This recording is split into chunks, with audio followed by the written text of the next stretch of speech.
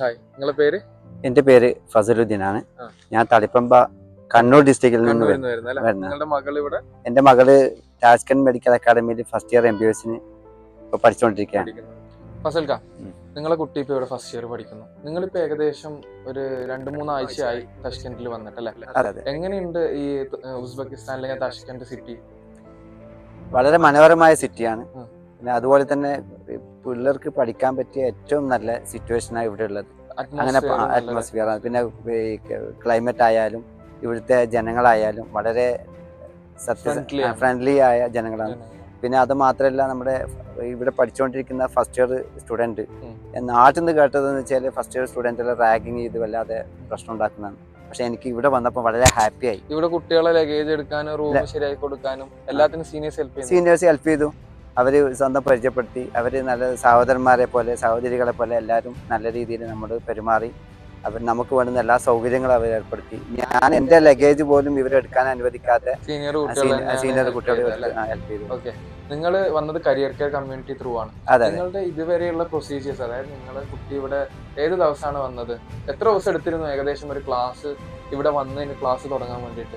അത് ഞങ്ങൾ വെള്ളിയാഴ്ച ഇവിടെ വന്നു, ശനി ഞായർ ലീവ് ദിവസം, തിങ്കളാഴ്ച രാവിലെ ക്ലാസ്സിക്ക്.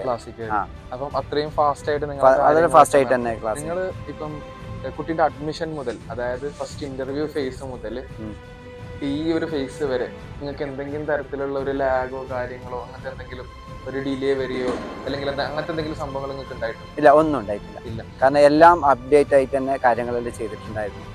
ഓക്കെ. യൂണിവേഴ്സിറ്റിനെ കുറിച്ച് ഞാൻ ചോദിക്കട്ടെ, എങ്ങനെ യൂണിവേഴ്സിറ്റി എങ്ങനെയുണ്ട്? യൂണിവേഴ്സിറ്റി അടിപൊളിയാണ്. ഇവിടുത്തെ സെക്യൂരിറ്റി സിസ്റ്റം ആണ് ഏറ്റവും വെരി ഗുഡ് ആയിട്ടുള്ളത്. കാരണം വെച്ചാൽ ഒരാൾക്ക് അങ്ങോട്ട് കയറാൻ കഴിയില്ല. ഞാൻ തന്നെ 2-3 പ്രാവശ്യം ഞാൻ ഇതിനകത്ത് കയറാൻ ശ്രമിച്ചായിരുന്നു. അവര് ഒരു പാരന്റാന്ന് പറഞ്ഞിട്ട് പോലും എന്നെ കേട്ടുന്നില്ല. അങ്ങനെ പിന്നെ ഇർഫാനെ കൂട്ടി വന്ന് അവര് റെക്കമെൻഡ് ചെയ്തപ്പോഴാണ് എന്നെ കയറാൻ. അങ്ങനെയാണ് ക്യാമ്പസിന്റെ സെക്യൂരിറ്റി സിസ്റ്റം. ഇനി നമ്മൾ നേരെ ഹോസ്റ്റലിലേക്ക് പോവുകയാണെങ്കിൽ ഹോസ്റ്റലിന്റെ സെക്യൂരിറ്റി സിസ്റ്റം എങ്ങനെയാണ്? കാരണം നിങ്ങൾ നാട്ടിൽ നിന്ന് ഒരുപാട് പ്രാവശ്യം കേട്ടിട്ടുണ്ടാവും പ്രൈവറ്റ് ഹോസ്റ്റലാണ് നല്ലത്, ക്യാമ്പസ് ഹോസ്റ്റൽ എന്ന് പറഞ്ഞു കഴിഞ്ഞാൽ ഭയങ്കര അതാണ്. ഒരു ജസ്റ്റ് ഒരു കാര്യം ഞാൻ ചോദിക്കട്ടെ, യൂണിവേഴ്സിറ്റിയിൽ നിന്ന് നമ്മളെ ഹോസ്റ്റലിലേക്ക് അല്ലെങ്കിൽ ഹോസ്റ്റലിൽ നിന്ന് യൂണിവേഴ്സിറ്റിയിലേക്ക് എത്ര മിനിറ്റ് ഡിസ്റ്റൻസ് ഉണ്ടാവും? വാക്കിംഗ് ഡിസ്റ്റൻസ് ഒരു 5-10 മിനിറ്റ് അത്രേ ഉള്ളൂ. അല്ലാണ്ട് ബസ്സിൽ 2 ബസ് ഒന്നുമില്ല, വേറൊരു സിറ്റിയിൽ നിന്ന് കയറി വന്ന് അങ്ങനെയൊന്നുമില്ല. നമ്മളെ കുട്ടികൾക്ക് ഇപ്പോൾ 8:00 പോകണമെന്നുണ്ടെങ്കിൽ 8:10 അല്ലെങ്കിൽ 8:20 ഇറങ്ങി കഴിഞ്ഞാൽ നേരെ 10 മിനിറ്റ് കൊണ്ട് ഹോസ്റ്റലിൽ നിന്ന് ക്യാമ്പസിലേക്ക് എത്താൻ പറ്റും. ഇനി ഹോസ്റ്റലിന്റെ സെക്യൂരിറ്റി സിസ്റ്റം എങ്ങനെയുണ്ട്? ഹോസ്റ്റലിൽ സെക്യൂരിറ്റി എന്ന് പറഞ്ഞാൽ പക്ക വെരി ഗുഡ്. കാരണം വെച്ചാൽ അവര് എല്ലാം പിന്നെ ഫേസ് ലോക്ക് ചെയ്തിട്ട് മാത്രമേ സ്റ്റുഡന്റ് അങ്ങോട്ട് ചെയ്ത് അതിനുശേഷം രണ്ടാമത്തെ സെക്യൂരിറ്റിയും കഴിഞ്ഞാൽ കയറ്റുള്ളൂ. അതുപോലെ തന്നെ പബ്ലിക്കിൽ ആരും അങ്ങോട്ട് കയറാൻ പറ്റൂല. സ്റ്റുഡൻസിന് തന്നെ ഗേൾസ് ആൻഡ് ബോയ്സ് എല്ലാം സെപ്പറേറ്റ് ആണ്. നമുക്ക് വിശ്വസിച്ച് നിങ്ങളെ മകളാണ് പഠിക്കുന്നത്. അതെ, രക്ഷിതാവ് എന്ന നിലയിൽ നിങ്ങൾ അത്രയും കൺസേൺഡ് ആയിട്ടായിരിക്കും ചിന്തിച്ചിട്ടുണ്ടാവും. പ്രത്യേകിച്ച് നമ്മളെ മലബാർ ഏരിയയിൽ എന്നൊക്കെ പറഞ്ഞാൽ നമ്മൾ പെൺകുട്ടികളുടെ കാര്യത്തിൽ വളരെ കൺസേൺഡ് ആയിട്ടുള്ള ആൾക്കാരാണ്. അപ്പം ആ ഒരു സിറ്റുവേഷനിൽ ചിന്തിക്കുകയാണെന്നുണ്ടെങ്കിൽ നിങ്ങൾക്ക് ഇവിടെ വന്ന് കണ്ടപ്പം ഹോസ്റ്റലിന്റെ കാര്യത്തിൽ ഈ പെൺകുട്ടികളുടെ സേഫ്റ്റിന്റെ കാര്യത്തിൽ നിങ്ങൾക്ക് എന്താണ് നിങ്ങളെ ഒരു വ്യൂ എന്തായിരുന്നു? സേഫ്റ്റിന്റെ കാര്യത്തിൽ എന്ന് വെച്ചാൽ 100% നമുക്ക് വിശ്വസനീയമായിട്ട് ഗേൾസിനെ നമുക്ക് ഇങ്ങോട്ടേക്ക് വിടാൻ പറ്റും.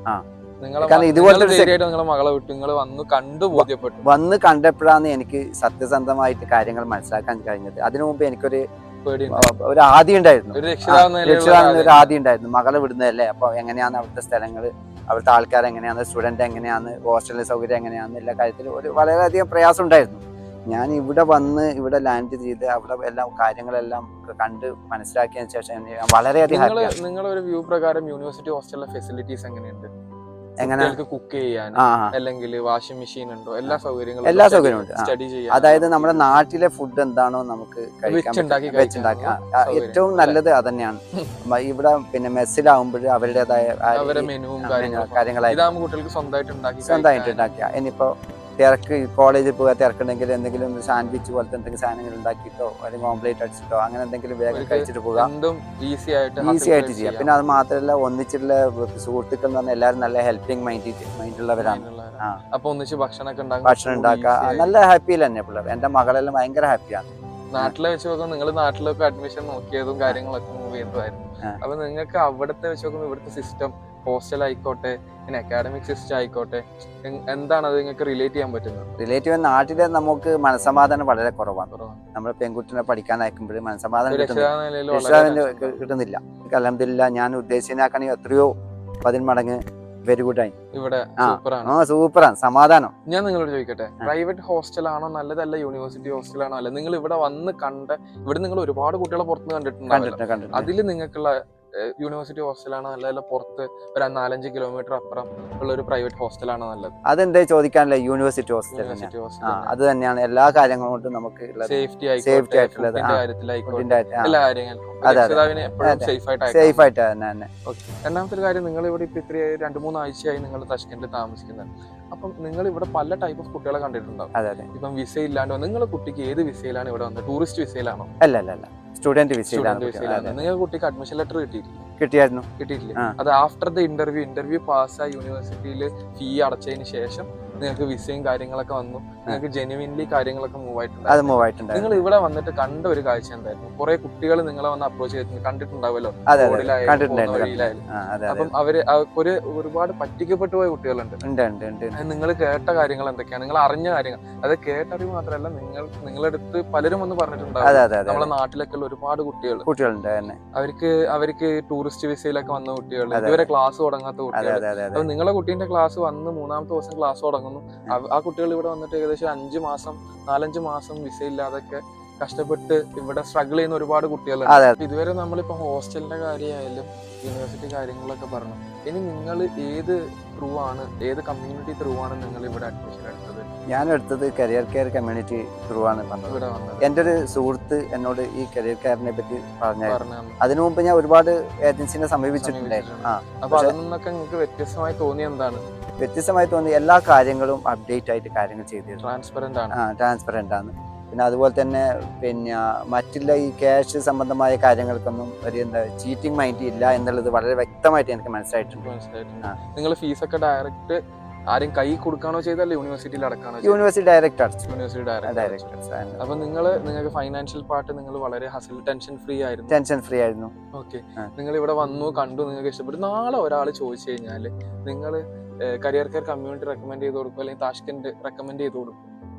കരിയർ കെയർ കമ്മ്യൂണിറ്റി എന്തായാലും റെക്കമെൻഡ് ചെയ്തു. നിങ്ങൾ അത്രയും സാറ്റിസ്ഫൈഡ് ആണ്? വളരെയധികം സാറ്റിസ്ഫൈഡ്. നിങ്ങൾക്ക് ഇവിടെ വന്നിട്ട് എസ്പെഷ്യലി ഗേൾസിനെ സംബന്ധിച്ചിടത്തോളം 100% നമുക്ക് പേരൻസിനെ വിശ്വസിച്ച് അയക്കാൻ പറ്റും. നമ്മൾ അഡ്മിഷൻ എടുക്കുന്ന സമയത്ത് നമ്മൾ എപ്പോഴും ചിന്തിക്കേണ്ട കുറച്ച് കാര്യങ്ങളുണ്ടല്ലേ. കുട്ടികളെ നമ്മളൊരു ട്രസ്റ്റബിൾ ആയിട്ടുള്ള ഒരു രീതിയിൽ തന്നെ അയക്കുക.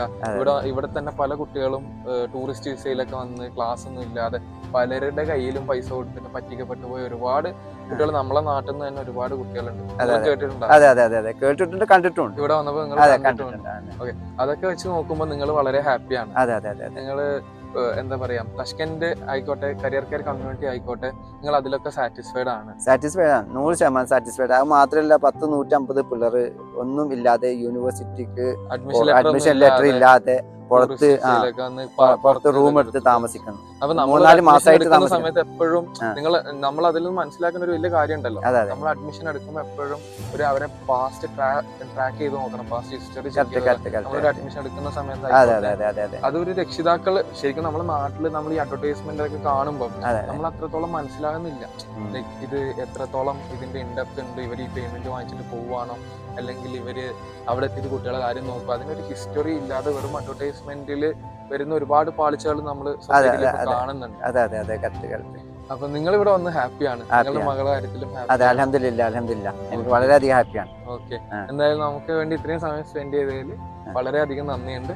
Thank you. Okay, thank you.